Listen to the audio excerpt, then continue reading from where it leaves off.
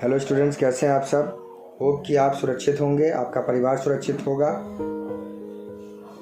मैं आप लोगों को टाइप्स ऑफ डांस बता रहा था, जिसमें कथक का पार्ट हमारा चल रहा था, जो 8 मेन क्लासिकल डांस में से एक है। लास्ट का पार्ट हमारा चल रहा था कथक का। कथक में मैं आपको इंट्रोडक्शन बताया कथक का, कुछ उसके मेन पार्ट्स बताए, उसका हिस्ट्री बताया आपको संक्षेप में।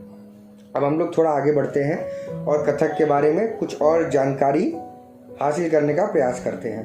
तो स्टूडेंट्स, आज हम लोग देखेंगे कथक नृत्य का जो भी कॉस्ट्यूम यूज़ होता है कथक नृत्य में, जो उसकी वेशभूषा है, आज हम लोग उस पर चर्चा करेंगे। छोटा सा आपको मैं बताऊंगा इसके बारे में। छोटा सा हमारा आज का लेक्चर होगा कि कथक का वेशभूषा क्या होना चाहिए, कैसे होना चाहिए।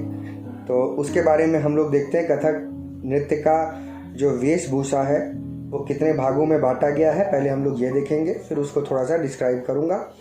तो आप ये समझने का प्रयास करिएगा।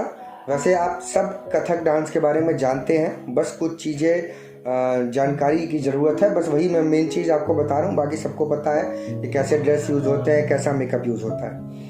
तो स्टूडेंट्स, कथक नृत्य के अगर वेशभूषा को बांटा जाए तो कथक नृत्य के वेशभूषा को मुख्यतः 2 भाग में बांटा गया है। एक है प्राचीन वेशभूषा, दूसरा है मुगल कालीन वेशभूषा। आपको मैं शुरू से बताते आया हूँ, मुगल काल में सबसे ज़्यादा चेंजेस हुए हैं हर डांस फॉर्म में। तो प्राचीन वेशभूषा और मुगल कालीन वेशभूषा, इन दोनों पे आज हम लोग चर्चा करेंगे। पहला हम लोग टॉपिक देखते हैं प्राचीन वेशभूषा।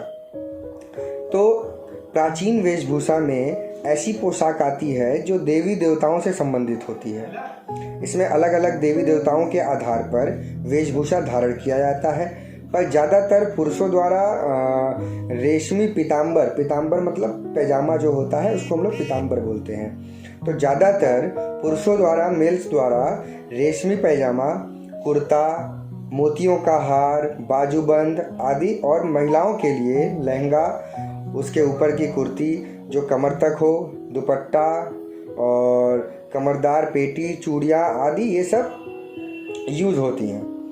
तो ये हमारा प्राचीन वेशभूषा में था, जो ज़्यादातर मतलब मैक्सिमम जो है देवी देवताओं से संबंधित होता है। ये हमारा है प्राचीन वेशभूषा। अब हम लोग मुगल कालीन वेशभूषा के बारे में जानेंगे।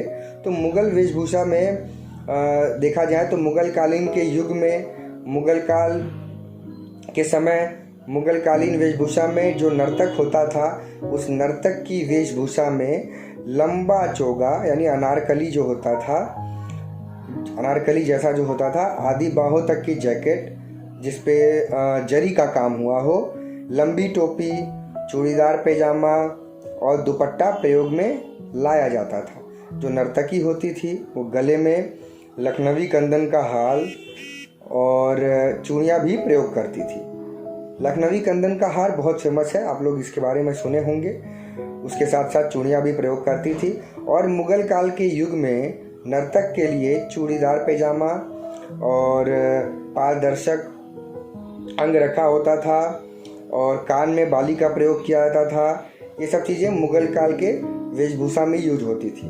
तो हम लोग अगर दोनों की तुलना करें तो प्राचीन वेशभूषा मुगल वेशभूषा के और दोनों का अगर अंतर देखा जाए तो प्राचीन वेशभूषा मुगल वेशभूषा से ज़्यादा बेहतर और अच्छा माना जाता है, और इसमें पवित्रता का पूरा ध्यान रखा जाता था।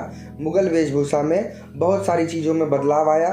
जो नर्तक नर्तकियाँ होती थी उनको सिर्फ अपने एंटरटेनमेंट के लिए यूज करते थे, और प्राचीन काल का जो वेशभूषा था वो इस तौर पे था कि देवी देवताओं को प्रसन्न करने के लिए हम लोग करते थे।